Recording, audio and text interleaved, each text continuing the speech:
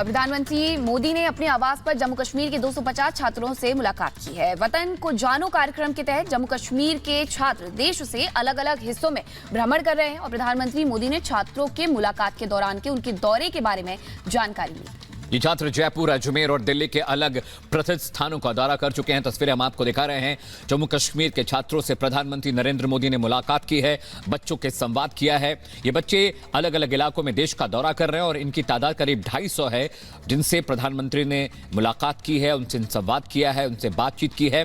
और जम्मू कश्मीर के ये छात्र हैं जो देश भर में अलग अलग इलाकों में भ्रमण कर रहे हैं और उसके बाद उन्होंने प्रधानमंत्री नरेंद्र मोदी से मुलाकात की है। ये तस्वीरें देखिए, बच्चों के बीच प्रधानमंत्री नरेंद्र मोदी संवाद करते दिखाई दे रहे हैं।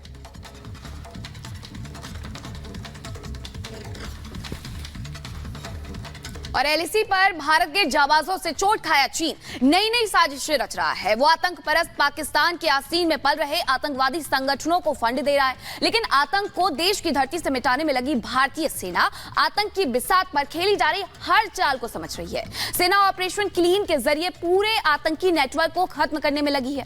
जी हम बात करें पुंछ आतंकी हमले के तार आखिरकार कहां तक जुड़े हैं, किससे जुड़े हैं और इस वक्त सेना के ऑपरेशन का मकसद क्या है, इसका जवाब जानने के लिए देखिए हमारी ये एक्सक्लूसिव रिपोर्ट।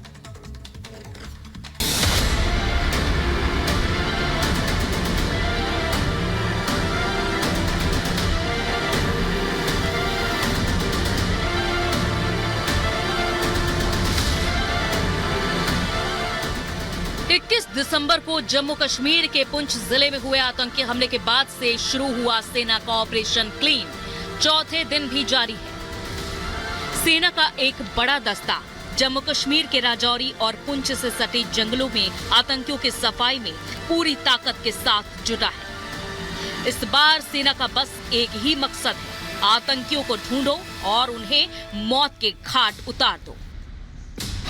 आतंक के खिलाफ सेना का ऑपरेशन क्लीन, जम्मू कश्मीर से मिटेगा आतंक का नामो निशान। आपको बता दें कि जम्मू कश्मीर के पुंछ में सेना के जवानों पर घात लगाकर कायराना हमला करने वाले चारों आतंकी पिछले 4 दिनों से पुंछ और राजौरी से सटे जंगलों में छिपे हैं। सेना के पास इस बात की पुख्ता जानकारी है कि जवानों को टारगेट करके फरार होने वाले आतंकियों की योजना जंगली रास्तों से होते हुए पीओके में दाखिल होने की है, लेकिन अपने जवानों की शहादत से भड़की सेना इस बार आतंकियों पर कोई रहम नहीं करना चाहती। यही वजह है कि पुंछ में हुए आतंकी हमले के बाद से ही सेना के जवान जंगलों में बॉम्बिंग कर रहे हैं और आतंकियों की तलाश में दिन रात ऑपरेशन चलाया जा रहा है।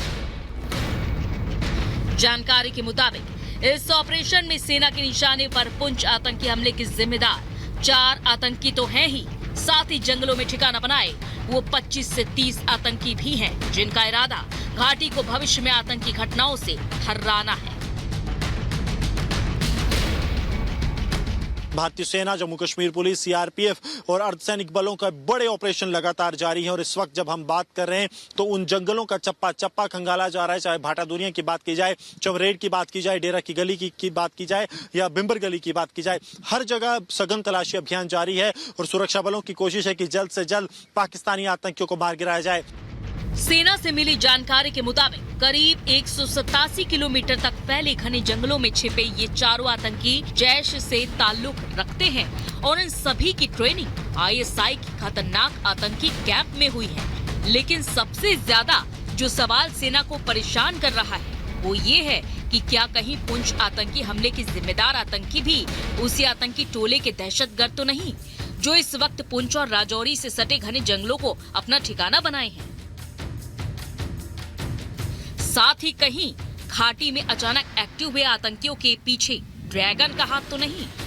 ये सवाल इसलिए क्योंकि जिस तरह से जम्मू कश्मीर में अचानक से आतंकी गतिविधियां बढ़ी हैं, वो इसके पीछे ड्रैगन कनेक्शन होने का इशारा कर रहा है। जम्मू कश्मीर में अचानक आतंकी गतिविधियां बढ़ी। एलएसी पर राष्ट्रीय राइफल से परेशान हुआ चीन। 2021 से एलएसी पर तैनात है राष्ट्रीय राइफल्स। भारत पाक बॉर्डर पर तैनात राष्ट्रीय राइफल्स दुश्मन को मुंहतोड़ जवाब देने में एक्सपर्ट है। आतंकवाद को बढ़ावा देकर ध्यान भटकाने की कोशिश। एलएसी से ध्यान भटकाना चाहता है चीन। ये आशंका यूं ही नहीं है। एलएसी पर साल 2020 में चीन से हुए सीमा के विवाद के बाद जब से भारत ने राष्ट्रीय राइफल्स की तैनाती की है, तभी से राजौरी और पुंछ सेक्टर में आतंकी गतिविधियां बढ़ी हैं, क्योंकि राष्ट्रीय राइफल्स जिसे बेहद आक्रामक माना जाता है, उसकी एलएसी पर तैनाती के बाद से ही चीन ने चुप्पी साध रखी है। जबकि दूसरी तरफ राजौरी और पुंछ में आतंकी हमले अचानक से बढ़ गए हैं। बताया जाता है कि इसके पीछे चीन का ही हाथ है, जिसने आतंक परस्त पाकिस्तानी सेना के माध्यम से जैश जैसे आतंकी संगठनों को पैसे देकर इस क्षेत्र में आतंकी घटनाएं बढ़ा दी, ताकि भारत मजबूर होकर दोबारा एलएसी से राष्ट्रीय राइफल्स को बुला ले और चीन वहां अपनी मनमर्जी करा सके। सिर्फ पुंछ और राजौरी में हुए बीते 3 सालों के ही आतंकी हमलों के आंकड़ों पर गौर करें तो सारी कहानी खुल जाती है। राजौरी पुंछ में पिछले 3 सालों में आतंकी हमले बढ़े। इन आतंकी हमलों में 24 सुरक्षाकर्मी शहीद हो चुके हैं, जबकि इन आतंकी हमले में 7 नागरिकों की मौत हुई है।